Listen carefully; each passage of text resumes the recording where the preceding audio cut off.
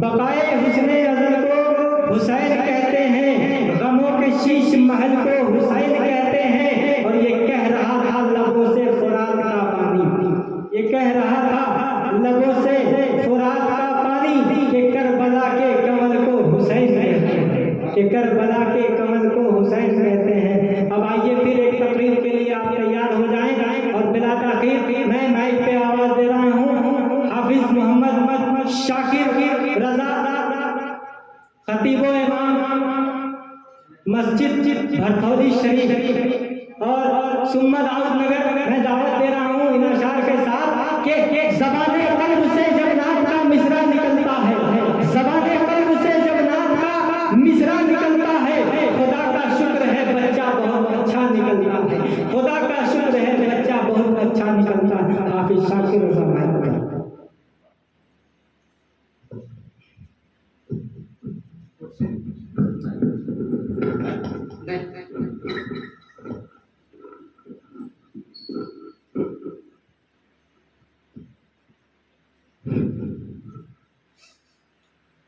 السلام علیکم ورحمۃ اللہ۔ الحمدللہ الحنان المنان الدیان خالق الانس والجان، والصلاة والسلام الاتمان الاکملان علی حبیب الرحمن مظہر القرآن الشہیر فی الکائنات بحسن فصاحت الکلام وجمال بلاغت البیان وعلى آلہ واصحابہ الذین سعدوا معارج الحق وسعدوا بکمال الاتقان والاتقان وتفرد حسن شعارهم وخصائصهم إلى غاية الإحسان وعلى أتباعهم وأشيائهم لا سيما الغوث الأعظم الحضرة الشيخ محي الدين عبد القادر الجيلاني عظيم الشان ونائبه الأكرم المجدد الأعظم آية من آيات الله ومعجزة من معجزات سيد المرسلين الحضرة الشيخ مولانا احمد رضا خان القادری البریلوی صاحب کنز ایمان، منهم سلطان الشریعہ ملک الطریقہ امیر المشائخ الحضرت المفتی الاعظم والقاضی الافخم مصطفیٰ رضا خان جلیل الزمان، فما زال شاکرا صابرا قانعا طاہر الجنان، اما بعد فاعوذ باللہ من الشیطان الرجیم، بسم اللہ الرحمن الرحیم۔ فوق كل ذی علم علیم، صدق اللہ العظیم وصدق رسولہ النبی الامین الکریم، ونحن علی ذلک لمن الشاہدین والشاکرین والحمد للہ رب العالمین۔ بارگاہ رسالت میں درود پاک پڑھ لیجیے۔ اللہم صلی وسلم علی سیدنا شفیعنا مولانا محمد معدن الفجر والکرم وعلیہ وآلہ وسلم، صلی علیہ الصلوۃ والسلام علیک یا رسول اللہ صلی اللہ تعالی وسلم۔ ابھی آپ یہاں دیکھ رہے ہیں بہت ہی مبارک محفل ہے کہ سادات کرام کا ایک عظیم قافلہ موجود ہے۔ شاعر نے بڑے اچھے انداز میں کہا ہے کہ چاند کی رفعت کو چھو لینا کہاں کی عقل ہے، چاند کی رفعت کو چھو لینا کہاں کی عقل ہے، عقل یہ ہے کہ چاند کو خود اپنا دیوانہ بنا، عقل یہ ہے کہ چاند کو خود اپنا دیوانہ بنا۔ اور ایک شاعر نے بڑا اچھا شعر کہا ہے، خانقاہی شعر ہے، آپ ذرا سماعت کریں گے کہ کسی سے رابطے اتنے شدید ہو گئے ہیں، کسی سے رابطے اتنے شدید ہو گئے ہیں کہ ہم لڑے بھی نہیں اور شہید ہو گئے ہیں، کبھی جو وقت ملے ان کے پاس بیٹھا کر جو لوگ عشق میں بابا فرید ہو گئے ہیں، جو لوگ عشق میں بابا فرید ہو گئے ہیں۔ معزز سامعین کرام، قرآن کریم کی ایک آیت کریمہ کی تلاوت کا شرف حاصل کیا۔ ہر جاننے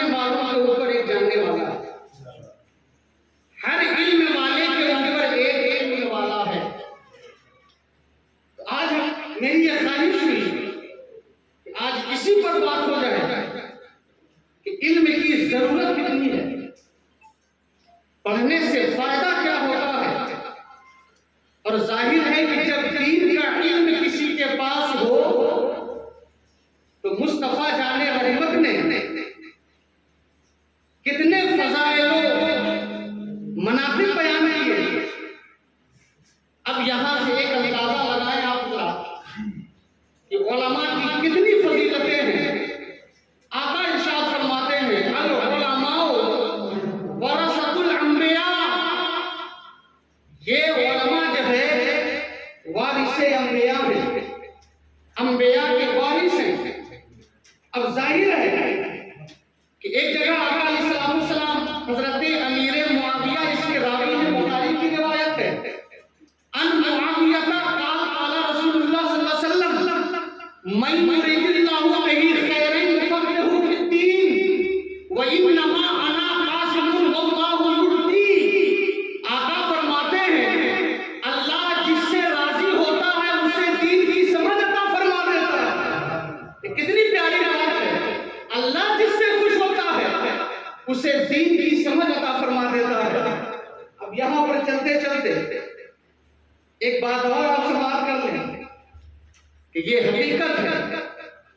ان ابی امامۃ الباہلی قال ذکر لرسول اللہ صلی اللہ علیہ وسلم رجلان احدهما عابد والآخر عالم فقال رسول اللہ صلی اللہ علیہ وسلم فضل العالم على العابد كفضلي على ابناكم. ثم قال رسول الله صلى الله عليه وسلم ان الله وملائكته يصلون على معلم الناس على الخير. حضرت ابھی امامہ فرماتے ہیں کہ آقا علیہ السلام نے دو شخص کا ذکر فرمایا، دو شخص کا ذکر فرمایا، ایک عالم کا اور دوسرے میں عابد کا. آقا فرماتے ہیں، آقا علیہ السلام ارشاد فرماتے ہیں کہ علماء کی فضیلت ایسی ہے جیسی ہماری فضیلت تمہارے ادنا آدمی پر. اور علماء وہ ہیں کہ چونٹیاں سناخ میں رہ کر، مچھلیاں سمندر میں رہ کر علماء کے لیے دعائیں خیر کرتی رہتی ہے. سبحان اللہ، یہ اتنی ساری فضیلتیں ہیں. اب ظاہر سی بات ہے کہ اب کسی کے پاس اتنا علم آ جائے، کسی کے پاس اتنا علم آ جائے، آپ اپنی نگاہوں سے دیکھ رہے ہیں. اور ظاہر سی بات ہے کہ جن کے شہزادے کے یہاں آج پروگرام ہے، آپ حضرات نے اپنی نگاہوں سے دیکھا بھی ہے، زیارت بھی کی ہے. تو ظاہر سی بات ہے، جملہ یہ 12 ہم کہا کرتے ہیں کہ بھئی کتاب لکھ دیں، کتاب لکھ دیں. جس کو پڑھنے کا بھی شعور نہیں وہ بھی فتویٰ دے رہا ہے. اور کتاب لکھ لینا، فقہ پر الگ کتاب، حدیث پر الگ کتاب، تفسیر پر الگ کتاب، اور اصول حدیث پر الگ کتاب، مسائل پر الگ کتاب، محفل میلاد پر الگ کتاب. کون کون سا فن تھا. تو اب جب ہم نے پڑھا تو بات سمجھ میں آئی کہ یہ ظاہر ہے کہ اب یہ اس خانقاہ میں سرکار سیدنا امجھری رضی اللہ تعالیٰ عنہ میں، ان کی اولاد میں، جب سرکار سیدنا نے بغداد سے رسم سفر باندھا تو امجھر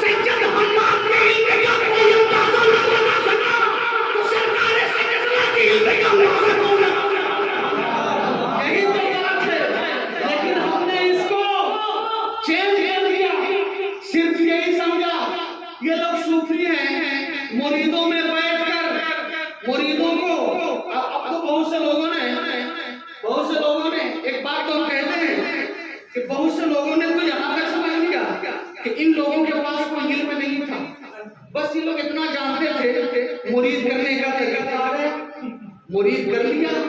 اب مرید لوگ بلا رہے ہیں تو ظاہر سی بات ہے کہ جھارکھنڈ میں دار دورہ ہے، یو پی میں دار دورہ ہے، جدھر جاؤ جہاں دار دورہ ہے۔ ظاہر سی بات ہے کہ بغداد سے آنے والا ایک مصطفیٰ کی آل خاتون جنت کا لخت جگر، مولائے کائنات کا نور نظر، امام حسن کے لخت، امام حسن کا لخت جگر، امام حسین کی آنکھوں کا تارا جب حضرت سیدنا امجد شریف میں آئے تو یہی تو ایک جملہ کہتے ہیں کہ بہار میں بہار کسی کے باپ کی جاگیر نہیں ہے، بہار میں بہار سرکار سیدنا کے قدم ناز، یہ ان کے قدم ناز کی برکت ہے۔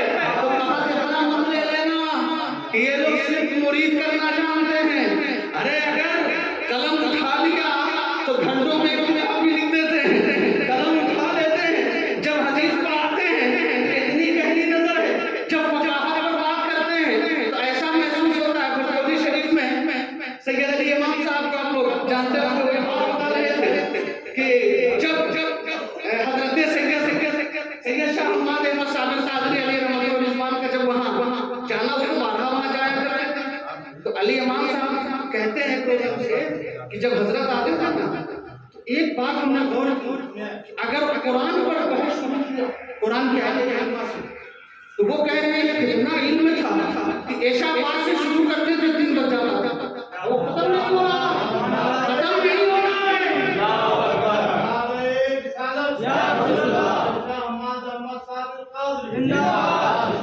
وہ ختم نہیں ہو رہا ہے، لیکن آج حال کیا ہے؟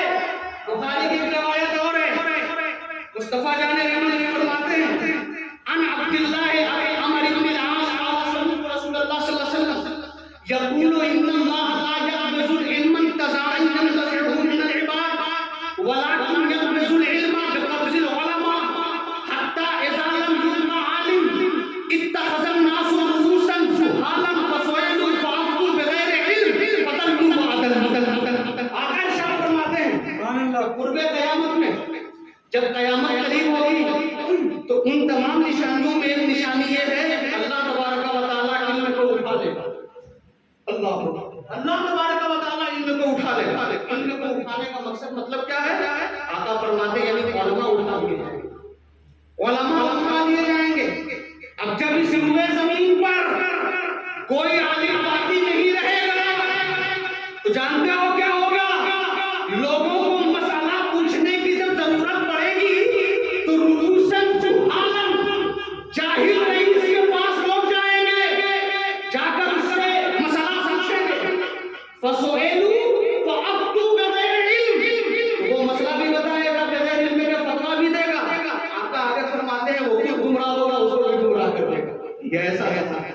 اب وہ خود گمراہ ہوگا اور اسے بھی گمراہ کر دے گا، تو اسی لیے کہتے ہیں کہ جب علم نہ ہو تو چوراہے پر بیٹھ کر بات نہ کرو، اگر سمجھ میں نہ آئے تو علماء کی بارگاہ میں جاؤ، جا کر ان سے پوچھو، اس لیے شریعت ہے، شریعت کسی کی جاگیر نہیں بلکہ یہ مصطفیٰ جان رحمت کی ہے، آقا علیہ السلام کی ہے، شریعت کا مذاق مت لو۔ اب ایک روایت اور ہے، اب یہاں پر ایک بات ایک حدیث پاک سنیں اور 2-3 باتیں اور سماعت کرنے کے بعد آپ حضرات جب سماعت کر لیں گے تو انشاءاللہ میری خدمت مکمل ہو جائے گی۔ ان علی قال قال رسول اللہ صلی اللہ علیہ وسلم یوشک ان یاتی علی الناس زمان لا یبقى من الاسلام الا رسمه من القرآن الا رسمه مساجدهم عامرة وهي خراب من الهدى علماؤهم الشر تحت من اقدام السماء تخرج الفتنة وفيهم العود۔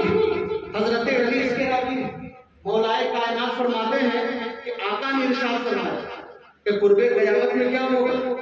قرب قیامت میں کیا ہوگا کہ اسلام کا صرف نام اور قرآن کا صرف رواج رہ جائے گا، اسلام کا صرف نام اور قرآن کا صرف رواج رہ جائے گا، مسجدیں بھری ہوں گی لیکن ہدایت سے خالی ہوں. جو انسان کبھی نماز نہ پڑھے، کبھی نماز نہیں پڑھتا، رمضان شریف کا مہینہ آ گیا تو دیکھو اتنا بڑا نمازی ہو گیا کہ علماء ہی پر فتویٰ لگا، فلانے نماز نہیں پڑھتے ہیں، وہ نماز نہیں پڑھتے ہیں. یہ محض ایک مہینہ، وہ بھی ظہر اثر مغرب عشاء فجر میں نہیں، یہ 4 بج جائے گا. اور علماء کے بارے میں فلانے سیدھے صاحب کو ہم نے کبھی مسجد میں نہیں دیکھا، فلانے عالم صاحب کو ہم نے کبھی مسجد میں نہیں دیکھا، فلانے مولانا صاحب کو ہم نے کبھی مسجد میں نہیں دیکھا. ابے تو مرے گا اس سے سوال ہوگا، ان کا انتقال ہوگا، ان سے سوال ہوگا. تو فکر میں کیوں ہے؟ یہی تو بات ہے. آقا ارشاد فرماتے ہیں مسجدیں بھری ہوگی مگر ہدایت سے خالی ہوگی. مطلب کیا ہے؟ مسجد میں لوگ موجود ہوں گے. کیوں ہوں گے؟ مسجد میں تو کوئی کھیل تماشے کے لیے تو جاتا نہیں نا، وہ تو عبادت کے لیے جاتا ہے. آقا فرماتے ہیں ان میں ایک بھی مومن نہیں ہوگا. اللہ اکبر، ایک بھی مومن نہیں ہوگا. مطلب ہے کہ ہدایت سے خالی ہوں گے. تو اب ان ساری باتوں کو سمجھنے کی اشد ضرورت ہے. ایک اور درود پاک کر لیجیے. اللہم صلی وسلم علی سیدنا شفیعنا مولانا محمد معدن الجود والکرم وعلیہ وآلہ وسلم. صلو علیہ الصلوۃ والسلام علیک یا رسول اللہ صلی اللہ تعالی علیہ وسلم. یہاں پر علم کی ضرورت ہے. کتنی ضرورت ہے جو انسان کرتا ہے. جس انسان کے پاس علم ہو تو وہ روشنی میں، جس کے پاس علم نہیں وہ اندھیرے میں. بڑے بڑے علماء اس روئے زمین پر، بڑے بڑے علماء ہیں، لیکن یہی تو بتاتے جا رہے ہیں کہ پڑھو، علم کی اشد ضرورت ہے. ارے جس کے پاس کل کچھ نہیں تھا وہ لوگ بڑے مقام پر پہنچ گئے، اور علم جن کے پاس پہلے موجود تھا تو انہی کے بعد نسلن بعد نسلن یکے بعد دھیرے دھیرے یہ ختم ہوتا جا رہا ہے. اس چیز کو مت مٹاؤ، اس چیز کو قائم رکھو. تو جب آپ کے پاس علم ہوگا، عن ابن عباس قال قال رسول اللہ صلی اللہ علیہ وسلم فقیہ واحد اشد علی الشیطان من الف عابد. آقا فرماتے ہیں ایک عالم دین شیطان پر 1000 عابد سے زیادہ بہتر ہے. ایک عالم دین شیطان پر 1000 عابد سے زیادہ بہتر ہے. مطلب کیا ہے؟ ابلیس کہتا ہے کہ ہم جاہل عابد کو اپنی انگلیوں پر نچاتے ہیں، اگر ڈر لگتا ہے تو ایک عالم سے ڈر لگتا ہے.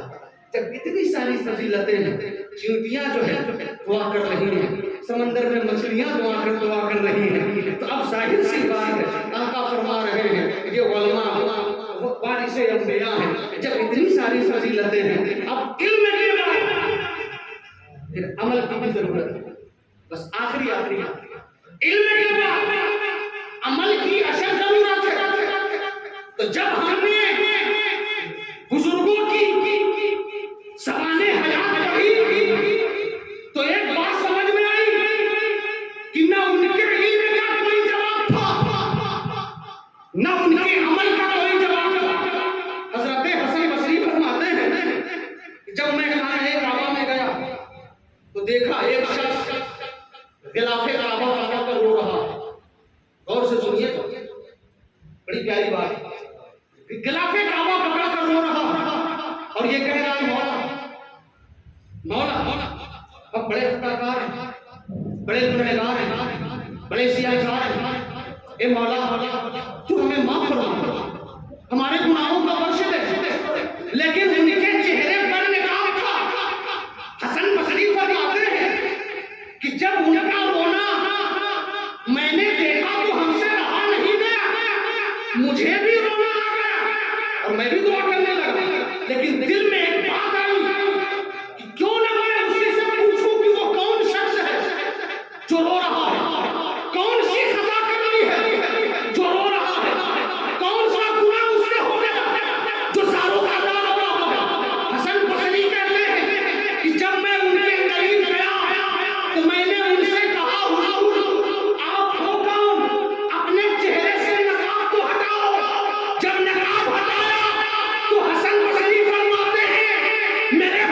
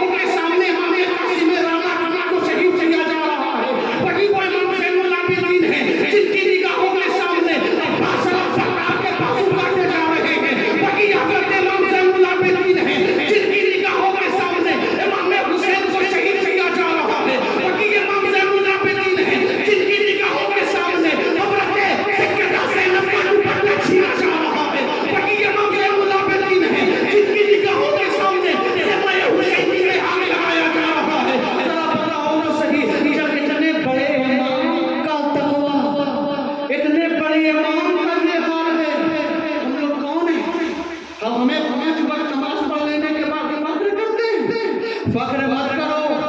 غوث اعظم فرماتے ہیں کہ جتنی سختیاں میں نے برداشت کی ہیں، اگر پہاڑ پر اتنی سختی آ جاتی تو پہاڑ بھی ریزہ ریزہ ہو جاتا. اللہ اکبر. جو 40 سال تک جنگل میں زندگی گزارے، جو 17 سال تک عشاء کے وقت سے فجر کی نماز پڑھے، جو کئی سال تک کھانا نہ کھائے، وہی وہ غوث اعظم ہے. ذرا ایک بات آپ سماعت کریں گے، یہی وہ عبد القادر جیلانی ہے، یہی وہ غوث اعظم ہے جو جنگل میں اپنی زندگی کو بسر کر رہے ہیں. یہی وہ غوث اعظم ہے جو فرماتے ہیں کہ عبد القادر اس وقت تک کھانا نہیں کھاتا جب تک میرا رب نہ کہتا ہو اے عبد القادر تو کھانا کھا لے تب میں کھانا کھاتا ہوں، اے عبد القادر تو پانی پی لے تب میں پانی پیتا ہوں. یہی وہ غوث اعظم ہے جو تقویٰ اور پرہیزگاری کا یہ عالم ہے کہ جنگل میں اپنی زندگی بسر کر رہے ہیں. لیکن ذرا ایک طرف دیکھو، جیلان کے ممبر سے یہ اعلان کر رہے ہیں کہ حاضری علی رقبت کل ولی اللہ، میرا یہ تمام اولیاء اللہ کی گردنوں پر ہے. کہ لوگ پرہیزگاری تو دیکھیں، لیکن ہمارا حال کیا ہے؟ عیاشوں کا اڈا، یہ سارے اڈے یہ ہم سے بھرے ہوئے ہیں. تاش کے اڈوں پر چلے جاؤ، ہماری قوم کے لوگ زیادہ ملیں گے. شراب خانے میں چلے جاؤ، ہماری قوم کے لوگ زیادہ ملیں گے. جہاں چلے جاؤ جہاں جوانوں کا اڈا ہے. ارے مصطفیٰ جان رحمت آئے غار حرا میں جب قرآن کی پہلی آیت کریمہ کا نزول ہوا ہے، اقرأ بسم ربک الذی خلق، یہی میرے آقا ہیں کہ جنہوں نے پتھر تک کھایا. یہی میرے آقا ہیں، یہی میرے آقا ہیں جن کے جس میں احمد پر مشرکین مکہ نے اٹھنی تک ڈال دی. لیکن یہی میرے آقا ہیں. سیدنا ابو بکر صدیق فرماتے ہیں 3 روز ہو گئے تھے، 3 دن گزر گئے تھے، میں نے چہرے مصطفیٰ کی زیارت نہیں کی تھی. دل کو قرار نہیں مل رہا ہے، سکون نہیں مل رہا ہے. یہی وہ ابو بکر ہیں جو غار میں بھی مصطفیٰ کے ساتھ ہے، سفر میں بھی مصطفیٰ کے ساتھ، حشر میں بھی مصطفیٰ کے ساتھ، جنت میں بھی مصطفیٰ کے ساتھ، خلوت میں بھی مصطفیٰ کے ساتھ. 3 روز گزر گئے، تلاش کرتے کرتے ایک چرواہے سے جا کر پوچھا ہے کہ تو نے میرے آقا کو دیکھا ہے؟ تو نے میرے آقا کو دیکھا ہے؟ اس چرواہے نے کہا میں نے تو کبھی نہیں دیکھا، لیکن وہ جو پہاڑ کی چوٹی ہے نا اس پر سے 3 دن سے رونے کی آواز آ رہی ہے. اللہ اکبر. 3 دن سے رونے کی آواز آ رہی ہے. جب ابو بکر صدیق نے دیکھا تو وہ رو کیوں رہے ہیں؟ بس یہی عرض کرتے ہیں مولا ہمیں کچھ نہیں چاہیے، میری امت گنہگار ہے، اس کی مغفرت فرما دے. یہی امت کے لیے مصطفیٰ رو رہے ہیں. چشمہ نے اندر سے آنسو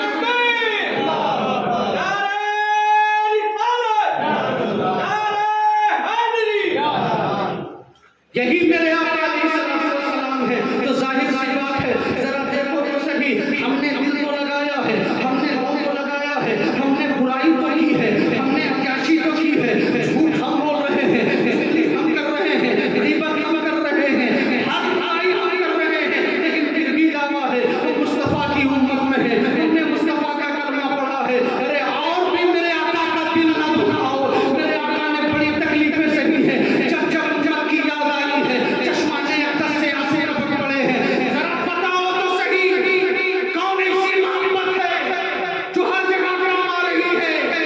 جب دیکھو گے تو بات یہ ظاہر ہو جائے گی. دنیا میں رہو تو مصطفیٰ کی محبت کام آ رہی ہے، مرنے کے بعد قبر میں جاؤ گے وہاں بھی آقا کی محبت کام آ رہی ہے. ایک حدیث پاک عن اسماء بنت یزید عن رسول اللہ صلی اللہ علیہ وسلم قال يحشر الناس في سعيد واحد يوم القيامة فينادي مناد فيقول إن الذين كانت تتجافى جنوبهم عن المضاجع فيقول أنابهم قليل فيدخلون الجنة بغير حساب ثم يؤمر بسائر الناس إلى يوم الحساب. شریف میں ہے حضرت اسماء بنت یزید سے روایت ہے. آقا ارشاد فرماتے ہیں جب کل حشر برپا ہوگا، جب کل حشر برپا ہوگا تو ایک منادی، ایک اعلان کرنے والا اعلان کرے گا وہ لوگ کہاں ہیں؟ بس آخری بات، آخری حدیث پاک آخری بات، وہ لوگ کہاں ہیں جن کے پہلو رات میں اپنی خوابگاہوں سے الگ رہتے تھے؟ وہ لوگ کہاں ہیں جب دنیا سو جاتی تھی یہ لوگ اللہ اللہ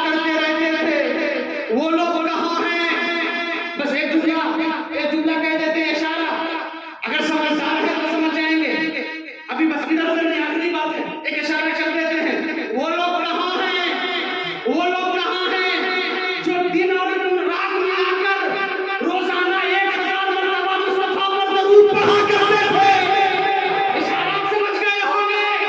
1000 درود پاک پڑھنے والا داؤد نگر کی سرزمین پر جب ہم نے ہسٹری اٹھائی سید محمد احمد قادری کو روزانہ 1000 مرتبہ مصطفیٰ جان رحمت پر کم و بیش درود پاک پڑھا کرتے تھے. وہ لوگ کہاں ہیں جب رات میں دنیا سو جاتی تھی ان کے پہلو اپنی خوابگاہوں سے الگ رہتے تھے؟ جانتے ہو وہ لوگ کھڑے ہو جائیں گے، وہ لوگ کھڑے ہو جائیں گے فَيَقُولُونَ وَهُمْ قَلِيلٌ، لیکن وہ تھوڑے ہوں گے.